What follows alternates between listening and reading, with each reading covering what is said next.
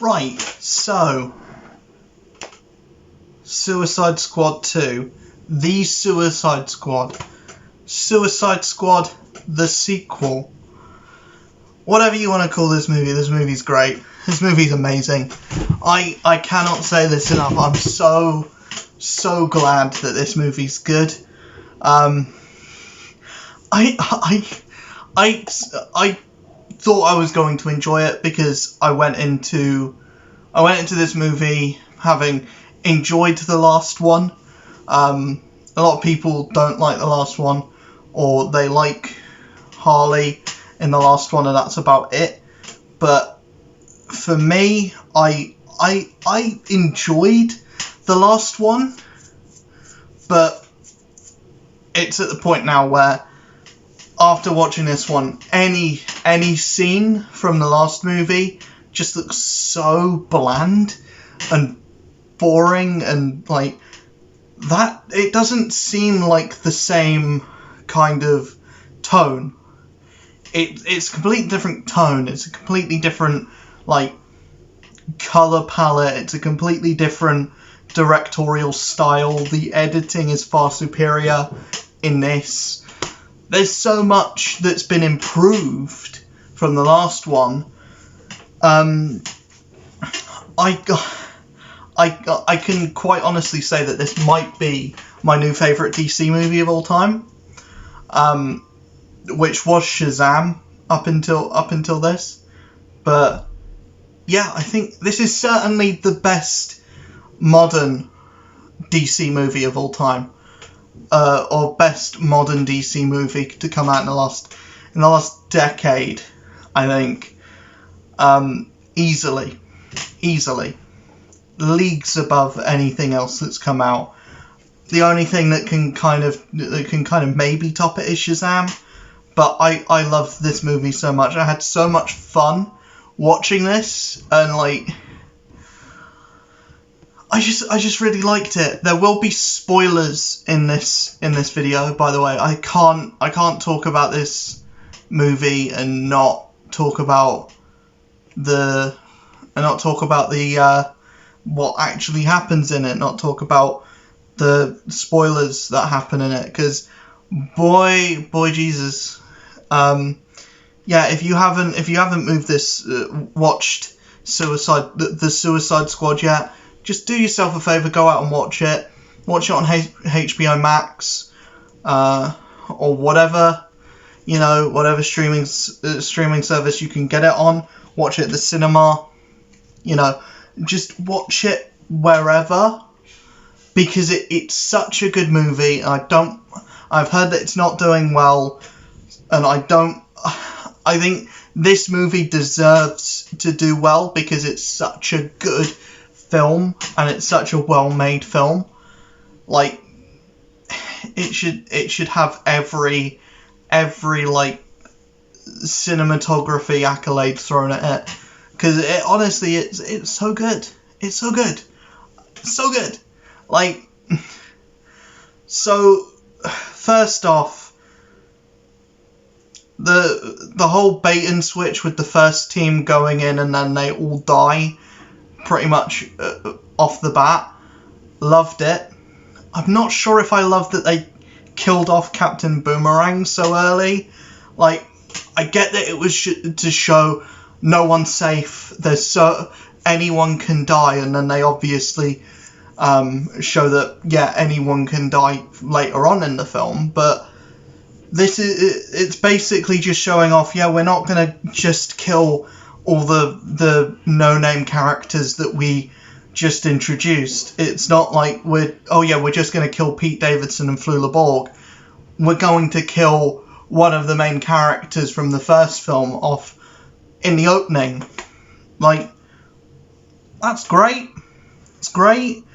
I also like that there's like this film isn't clearly in the DCEU. There is references to Superman. There's obviously characters from the first movie in this, but it's not like it actively tries to be a part of Zack Snyder's Justice League universe. It's not like it actively tries to be a part of. It actively tries to be connected to Shazam. It doesn't actively try to be even connected to the first movie in any way outside of Amanda Waller, Rick Flag, Harley Quinn, and Captain Boomerang for the 5 seconds that he's in the movie for. But yeah, I really like that even in that first like fight, the opening 10 minutes, every character that isn't in it to be, every character still gets a moment to shine. Even like we've got Savant, who is like the opening to the movie. Basically, they kind of introduce this character as, oh yeah, this is going to be a badass character. He's played by Michael Rooker, who was Yondu in the previous in Guardians of the Galaxy and Guardians of the Galaxy Volume 2. So you've got this guy who obviously is a badass in most things he plays, and he's shown off as a badass that can basically do anything with anything, turn anything into a deadly weapon. And he just sees this bloodshedding carnage, and he just screams and runs, and then he gets his head blown up. TDK, the whole reveal of him being the detachable kid, I mean, that was in the trailer, but the joke attached to his abilities, where he just goes slapping people, that wasn't, and I thought that was fucking hilarious. Mongal gets a moment where she just jumps up on the helicopter, and then that kills Captain Boomerang and her.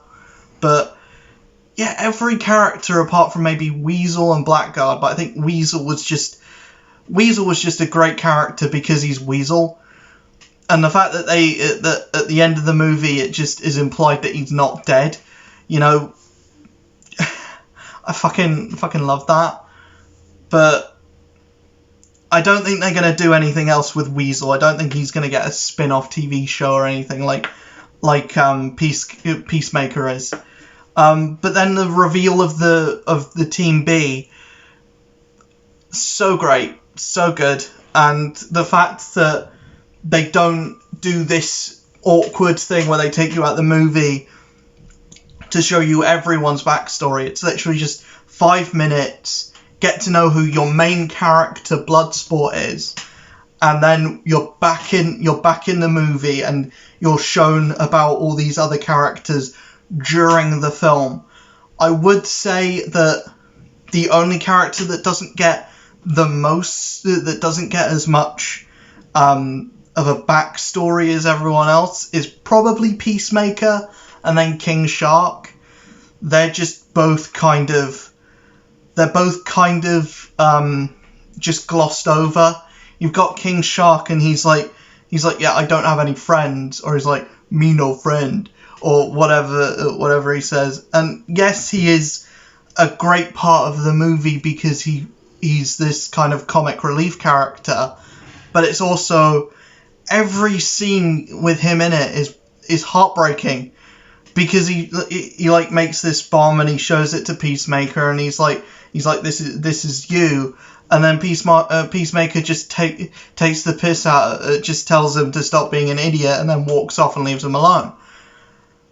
The only character that like forms any kind of relationship or connection with King Shark is Ratcatcher 2.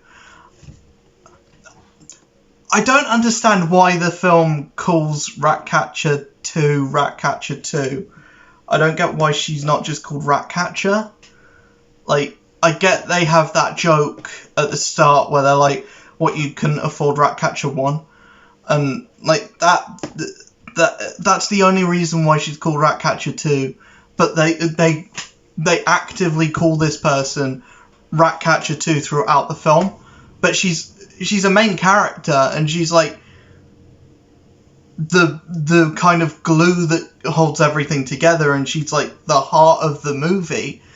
But then but why have you named her basically a sequel? Because if she gets a spin-off movie, it's going to be called Ratcatcher 2. If that spin-off movie gets a sequel, it's called Ratcatcher 2-2. Or is it called The Ratcatcher 2? Because it's also going to be James Gunn. And James Gunn hates calling things just blank 2. I don't know. Fucking Ratcatcher 2-2. But yeah, I cannot find anything to really complain about. The only thing I can think of to actually complain about is maybe I don't get why Starro was in this movie. I mean, there's got to be something for them to fight at the end. I get that, and he was done way better than the Enchantress, and it's a funny moment to see like Harley Quinn be like, she's like carrying this javelin throughout the entire film, and she's like, what am I meant to be doing this javelin? What am I using this javelin for? What is this for? And then she's like, and then she sees Starro, and she's like, oh yeah, I know what this is for, and just plunges it right in his eye, and you get like, I know why Starro is in this, because you have to have that big fight at the end, and you have to show off why every character is a badass, because you've got Bloodsport who's just putting different parts onto his gun, and you've got Ratcatcher 2 who like summons all of these rats, and then you've got King Shark who just like jumps at the guy, jumps at Starro, and then gets flung into a building. And then you've got Polka Dot Man, who is by far, I think David Dastmalchian is the standout of this film. You made a character like Polka Dot Man into a household name. Not only that, into a really sympathetic, character. A really, sympathetic, really likeable character, and then you kill him off by getting him to make him think that he was a superhero, have a badass moment, and then just get splattered by starfish. I liked the Peacemaker betrayal, and his fight with Rick Flag was really well choreographed. I liked how the start of it was in the helmet, and then it was in the helmet for 5 seconds, 10 seconds. It was in it enough for you to be like, that's a cool scene, but not long enough for it to get annoying. I feel like that's a thing with James Gunn, where if he made this movie before he made Guardians Volume 1, he would have had the whole fight scene be in that helmet. But the fact that he had the fight scene in the helmet for 5-10 seconds, briefly, and then the rest of it is a knockdown, drag out fight, ending with Rick Flag being killed. It's a really good fight. And then you've got the Mortal Kombat fatality where the pane of glass goes straight into his heart. Amazing moment. Really made me feel, because I liked Joel Kinnaman as Rick Flag and I wanted him to get more. But also, what else can they do with Rick Flag? His story's kind of over. But yeah, I really like that character. I'm glad that he got a send-off that wasn't just a joke. I'm glad that he managed to get he got a moment to shine. I'm glad that he got that moment, because he's a really fun character and he's probably one of the favourites from the first film. I'm glad that he got done even better in this film. He still got done dirty because he got killed off, but he got a really cool action sequence as his send-off. And then you've got, obviously, what happens with Peacemaker being a cool throwback to the start of the film, where they're talking about the smaller bullets. But what I kind of don't like is the fact that there's going to be a Peacemaker show. I get that you've got John Cena, he's a big name, and he's a likable douchebag in this throughout the first 2/3, and then the final act is like Peacemaker's just an asshole, and they even show that in the like end credit sequence where the two people go back and they see Peacemaker in the operating table, and they're like, what are we doing? Why are we doing this? He was an asshole. We should be letting him rot and die. But then he's like back and he's gonna get a show, and I don't know if I want to watch a show about an asshole. Like, I don't know if I want to watch a show that's about a character that's that unlikable and that much of a douchebag. Like, imagine if instead it was Ratcatcher 2 getting the spin-off show, if it was Bloodsport getting a spin-off show, if it was King Shark getting a spin-off show. I don't think they would ever do a King Shark spin-off show, especially with the version of King Shark in this, but imagine if it was Polka Dot Man getting his own spin-off show. I mean, he's dead, but also Peacemaker was dead, and I would have preferred if they just let him die. But yeah, I don't think I'll be watching that, mainly because I just don't think I'd enjoy watching an asshole. Like, the thing with a Loki show, the thing with shows like that, is because Loki, even when he was the villain, was likable. He was, played by a charismatic actor. He was charismatic when he was on screen anyway. So having a show based around a character that was, charismatic and also, actively trying to be a better version of himself was good to watch. And it was fun to watch. I don't think it would be fun to watch Peacemaker. I mean, it's fun to watch Peacemaker when he's around all these other characters because he gets to bounce off Bloodsport, he gets to bounce off King Shark, he gets to bounce off Polka Dot Man, and he gets to bounce off Rick Flag. But I don't think a show with Peacemaker on his own, especially if it is the Peacemaker that we got in the final third of this, if it is James Gunn again, maybe, because maybe some of the characters from this will pop in there. But if it's not, if it's someone else, I don't think I'll watch it. And especially if it's not like exclusive, especially if it's exclusive to HBO Max, which we can't get in the UK anyway. But I just don't think that's a show that I'll end up watching. The final thing I want to talk about is The Thinker. I don't think The Thinker was done very well. I know he's just like the guy that you're meant to hate from the start, but also I just don't think he had enough moments to shine. He didn't really get any time in the show anyway. It's just, oh yeah, we need a guy who people will instantly hate, that we don't really need to give that much development to. Peter Capaldi. There we go. He's just easy to not like, and then the rest kind of writes itself. You don't really need that time with the character, but it would have been nice to have a bit more time with that character, since he was, and maybe why he cares so much about Starro, and maybe a little bit more on Starro himself, before the end, because at the end he kind of has this moment where he's like, I just wanted to see the stars, and then he dies.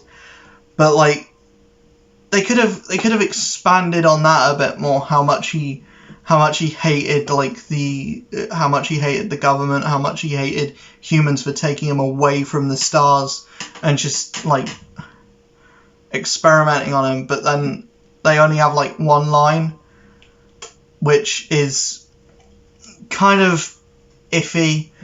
I mean,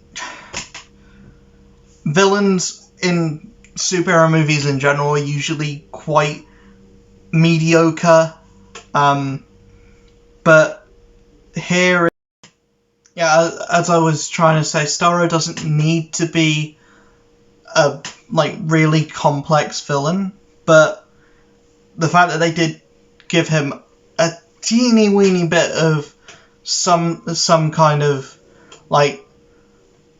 something there, they could have given you a little bit more.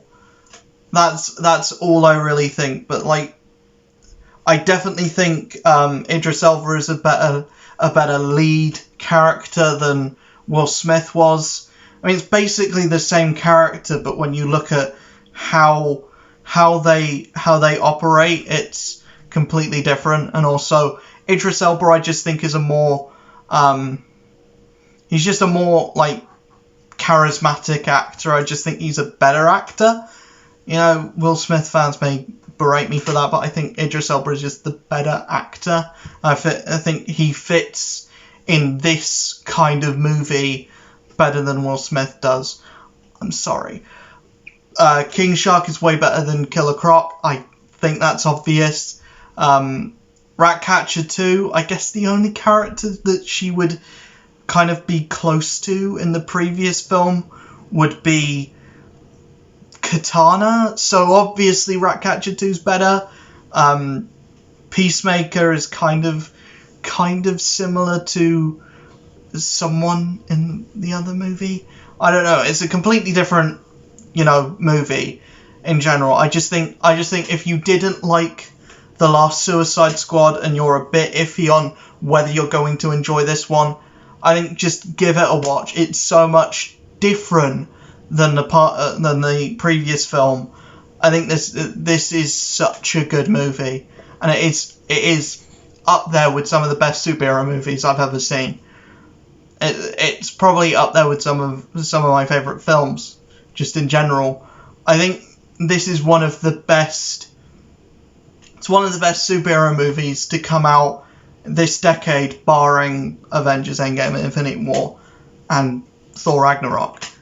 It's up there. It's up there, and it's definitely my favorite DC movie. Let me know in the comments below what you think. I've shared my opinion. If you like this video, give it a like, comment, subscribe, hit that notification bell. Head on over to my Twitch. We're going to be having charity streams starting on the 17th of August, running all the way to the 24th. If I raise £50, I will be redoing the bomb video that I did a few years ago. But if I raise £100, I'll be dyeing my hair red. I'll see you guys there. I'll see you guys in the next video. Without further ado, peace.